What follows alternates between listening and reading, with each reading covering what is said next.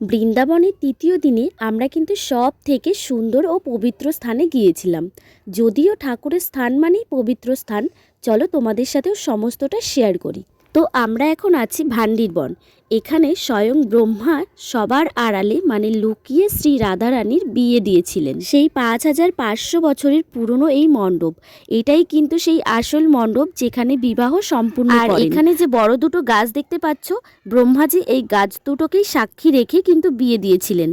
আর আমার যতটুকু জানা আছে, এই পবিত্র স্থানের দর্শন তারাই করতে পারে যারা দাপর যুগেও শ্রী রাধাকৃষ্ণের বিবাহে উপস্থিত ছিলেন।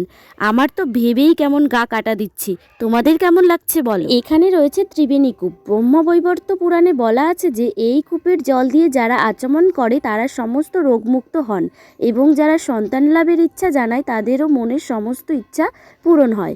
তো আমার সাথে প্রেম সে বলো রাধে রাধে, শ্যাম সদা শিব।